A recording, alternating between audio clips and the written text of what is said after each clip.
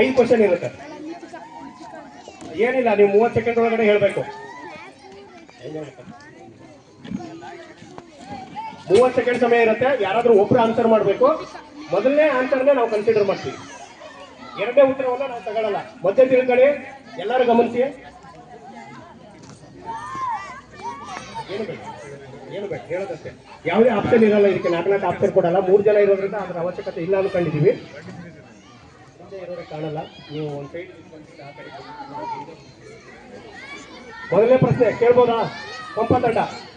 ಮೈಸೂರು ರಾಜ್ಯವನ್ನ ರಾಮರಾಜ್ಯ ಅಂತ ಹೊಗಳಿದವರು ಯಾರು? ಮೈಸೂರು ರಾಜ್ಯವನ್ನ ರಾಮರಾಜ್ಯ ಅಂತ ಹೊಗಳಿದವರು ಯಾರು? 5 ಮಾರ್ಕ್ಸು. ಪ್ರತಿ ಪ್ರಶ್ನೆಗೆ 5 ಮಾರ್ಕ್ಸು. ಕೊನೆಯ ಪ್ರಶ್ನೆಗೆ 10 ಮಾರ್ಕ್ಸು. ಕೊನೆಯ ಪ್ರಶ್ನೆ ಎರಡನೇ ತಂಡಕ್ಕೆ ಪಾಸ್ ಆಗುತ್ತೆ. ಒಂದು ಪ್ರಶ್ನೆ ಮಾತ್ರ, ಎಲ್ಲರೂ ಕೇಳಿಸ್ಕೊಳ್ಳಿ. ಈ ಸುತ್ತಿನ ಕೊನೆಯ ಪ್ರಶ್ನೆ ಮಾತ್ರ ಮುಂದಿನ ತಂಡಕ್ಕೆ ಪಾಸ್ ಆಗುತ್ತೆ.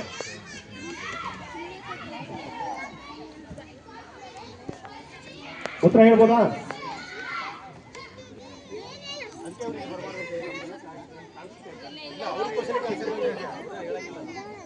ಹೇಳ್ಬೋದಾ? ಉತ್ತರ ಹೇಳ್ಬೋದಾ? ಗಾಂಧೀಜಿ. ಎರಡನೇ ಪ್ರಶ್ನೆ, ರಾಮಾಯಣದ ಕಿಷ್ಕಿಂಧ ರಾಜ್ಯ ಯಾವ ಜಿಲ್ಲೆಯಲ್ಲಿದೆ?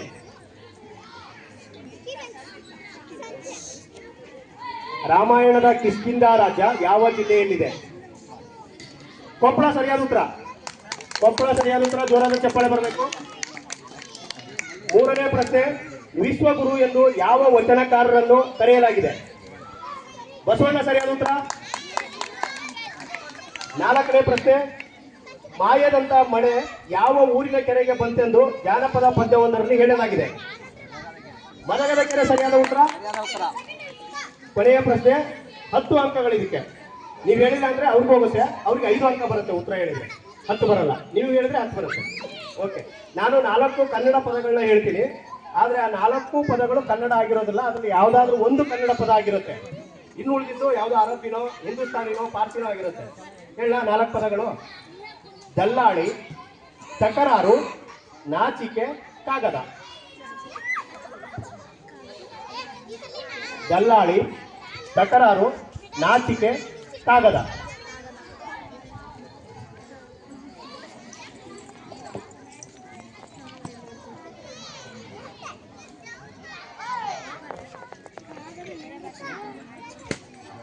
ನಿಮಗೆ 5 ಮಾರ್ಕ್ಸ್ ಮಾತ್ರ ಸಾಕು ಅಂದ್ರೆ ಇದರಲ್ಲಿ 2 ಆಪ್ಷನ್ ತೆಗಿತೀನಿ. 50-50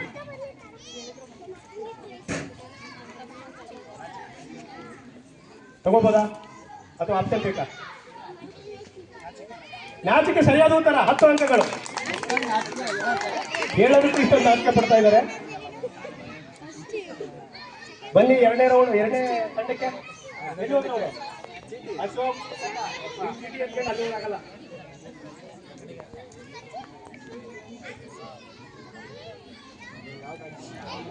ಯಾವ್ದಾರ ಆಯ್ಕೆ ಮಾಡ್ತೀನಿ. ಬೇಗ ಓಪನ್ ಮಾಡಂಗಿಲ್ಲ. ಕೊಡಿ.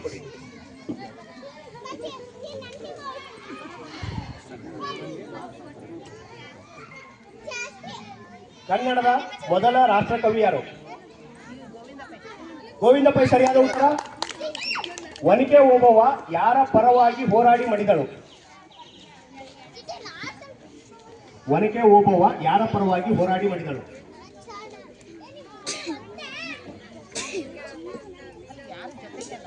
ಯಾರ ಪರವಾಗಿ?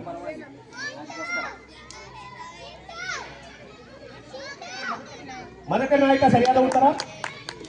ಮೈಸೂರಿನಲ್ಲಿ ಜಂಬೂ ಸವಾರಿ ನಡೆಯುವ ಅರಮನೆಯ ಹೆಸರೇನು?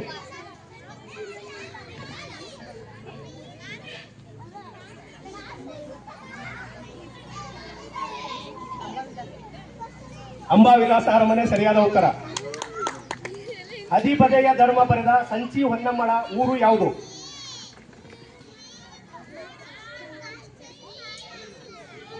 ಹದಿಬದೆಯ ಧರ್ಮ ಬರೆದ ಸಂಚಿ ಹೊನ್ನಮ್ಮಳ ಊರು ಯಾವುದು?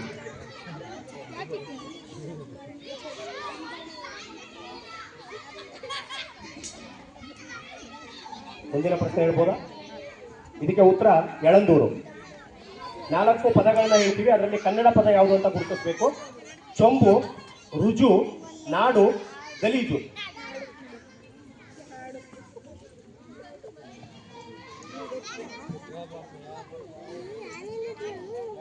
ಚೊಂಬು, ರುಜು, ನಾಡು, ಗಲೀಜು. ನಾಡು ಸರಿಯಾದ ಉತ್ತರ.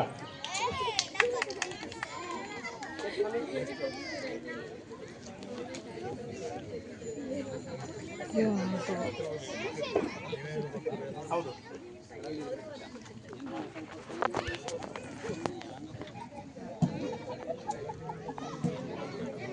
ನನ್ನ ತಂಡಕ್ಕೆ ಮೊದಲನೇ ಪ್ರಶ್ನೆ. ಪ್ರಸಿದ್ಧ ಜಾನಪದ ಪದ್ಯವೊಂದರಲ್ಲಿ ತಾಯಿ ಇಲ್ಲದ ತವರನ್ನು ಯಾವುದಕ್ಕೆ ಕಡೆ ಎಂದು ಹೇಳಲಾಗಿದೆ? ಪ್ರಸಿದ್ಧ ಜಾನಪದ ಪದ್ಯವೊಂದರಲ್ಲಿ ತಾಯಿ ಇಲ್ಲದ ತವರನ್ನು ಯಾವುದಕ್ಕಿಂತ ಕಡೆ ಎಂದು ಹೇಳಲಾಗಿದೆ? ಬಹುಶಃ ಹೆಣ್ಮಕ್ಳಿಗೆ ಬಂದಿದ್ರೆ ಬೇಗ ಹೇಳ್ತಿದ್ರೇನೋ ಈ ಪ್ರಶ್ನೆಗೆ.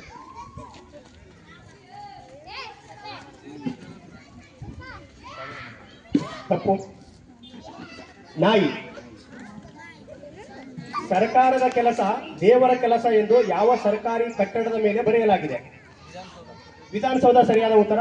ಎರಡನೇ ಉತ್ತರ ನಾವು ತಗೊಳ್ಳಲ್ಲ, ಹೇಳೋದಕ್ಕಿಂತ ಮುಂಚೆ ಯೋಚನೆ ಮಾಡಿ. ಕನ್ನಡದ ವರಕವಿ ಯಾರು?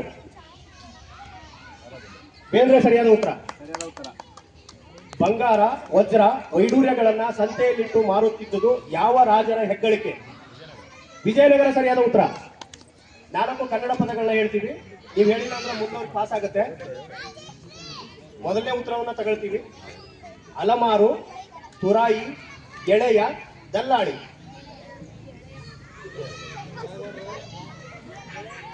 ತಗೋಬೋದಾ? 50-50 ತಗೊಂಡ್ರೆ ಅರ್ಧ ಮಾರ್ಕ್ಸ್ ಬರುತ್ತೆ, ಅಂದ್ರೆ 5 ಮಾರ್ಕ್ಸ್ ಬರುತ್ತೆ. ಇದು 10 ಮಾರ್ಕ್ಸ್. ಲಾಸ್ಟ್ ಪ್ರಶ್ನೆಗೆ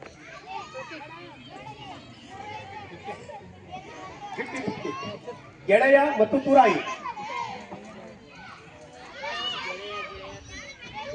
ಗೆಳೆಯ ಸರಿಯಾದ ಉತ್ತರ. 5 ಮಾರ್ಕ್ಸ್.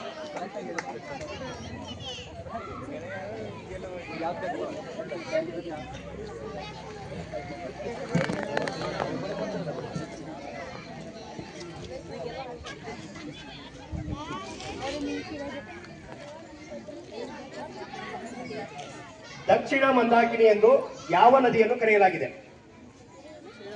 ಸಂಚಿ ಹೊನ್ನಮ್ಮ ತಂಡಕ್ಕೆ ಮೊದಲನೇ ಪ್ರಶ್ನೆ. ದಕ್ಷಿಣ ಮಂದಾಕಿನಿ ಎಂದು ಯಾವ ನದಿಯನ್ನು ಕರೆಯಲಾಗಿದೆ?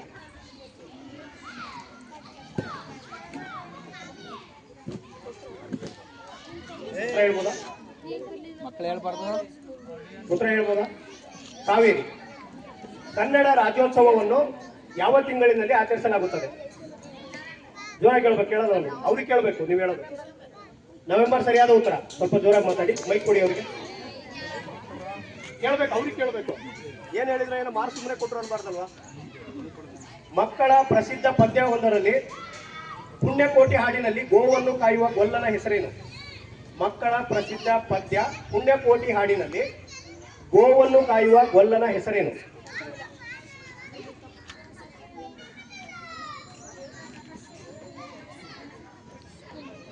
ಪಾಸ್ ಮಾಡಿಸಿದ್ರೆ ಹೇಳ್ಬಿಡ್ತಿದ್ರು ಅನ್ಸುತ್ತೆ. ಹೇಳ್ಬೋದಾ ಉತ್ತರನ?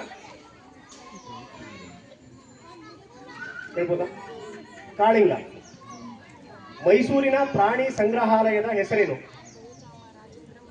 ಸರಿಯಾದ ಉತ್ತರ ಜಯಚಾಮರಾಜೇಂದ್ರ ಮೃಗಾಲಯ. 4 ಕನ್ನಡ ಪದಗಳನ್ನ ಹೇಳ್ತೀವಿ, ಕನ್ನಡ ಅಲ್ಲದೆ ಇರೋದು ಇರುತ್ತೆ, ಗುರುತಿಸಿ. ದವಾಖಾನೆ, ಹಲ್ಲು, ಇಲಾಖೆ, ವರಾಂಡ.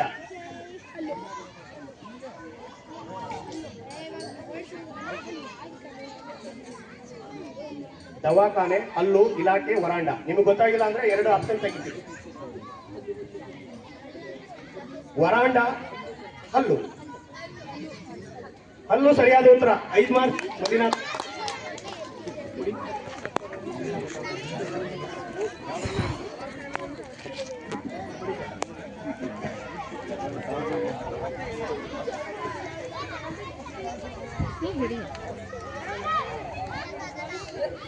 ಮಾಯಕಾರ ಮಾದಪ್ಪ ಎಷ್ಟು ಮನೆಗಳಲ್ಲಿ ನಾಟ್ಯವಾಡಿದ್ದಾನೆ ಎಂದು ನಂಬಲಾಗಿದೆ? ತಪ್ಪಾದ ಉತ್ತರ 77 ಮನೆ. ಕರ್ನಾಟಕದ ರಾಜ್ಯ ಪ್ರಾಣಿ ಯಾವುದು? ಕರ್ನಾಟಕದ ರಾಜ್ಯ ಪ್ರಾಣಿ ಯಾವುದು?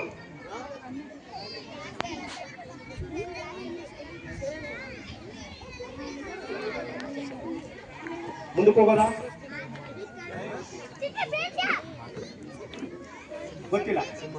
ತಪ್ಪಾದ ಉತ್ತರ ಆನೆ. ಕನ್ನಡ ಚಲನಚಿತ್ರದ ಮಿನುಗುತಾರೆ ಯಾರು? ಕಲ್ಪನಾ ಸರಿಯಾದ ಉತ್ತರ. ಸ್ವಲ್ಪ ಜೋರಾಗಿ ಹೇಳಿ.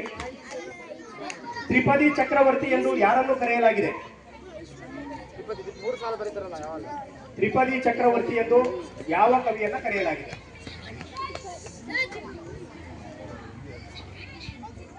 ಸರ್ವಜ್ಞ. ಈಗ 4 ಪದಗಳನ್ನ ಹೇಳ್ತೀವಿ. ಹಾ, ಸರ್ವಜ್ಞ ಹೇಳಿದ್ವಲ್ಲ. ಅವ್ರು ಹೇಳಿಲ್ಲ. ಹಾ, ಹೇಳ್ತೀನಿ. 4 ಪದಗಳನ್ನ ಹೇಳ್ತೀನಿ. ಕನ್ನಡ ಯಾವುದು ಅಂತ ಗುರುತಿಸ್ಬೇಕು. ಹಾಲು, ಅಕ್ಷಿ, ಅಮಾನತು, ಕಿಮ್ಮತ್ತು. 50-50 ಬೇಕಾದ್ರೆ ತಗೋಬಹುದು. 2 ಆಪ್ಷನ್ ತೆಗೆದಾಕ್ತೀನಿ. 5 ಮಾರ್ಕ್ಸ್ ಬರುತ್ತೆ. ತಗೋಬೋದಾ? ಹಾಲು ಸರಿಯಾದ ಉತ್ತರ. 10 ಮಾರ್ಕ್ಸ್.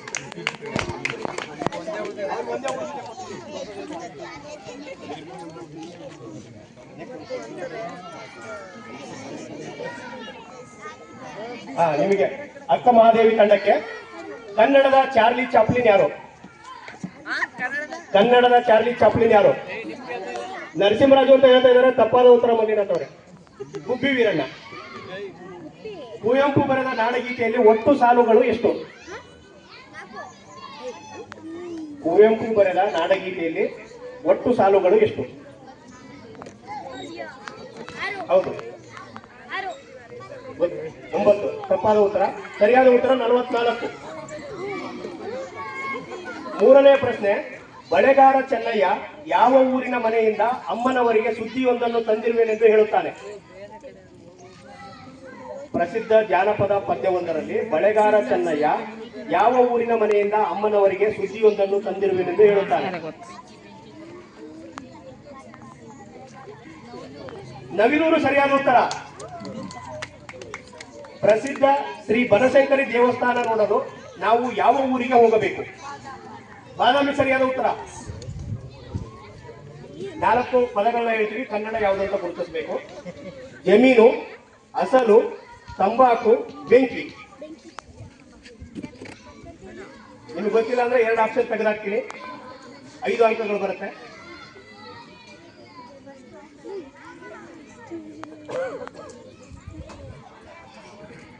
ಜಮೀನು, ಅಸಲು, ತಂಬಾಕು, ಬೆಂಕಿ.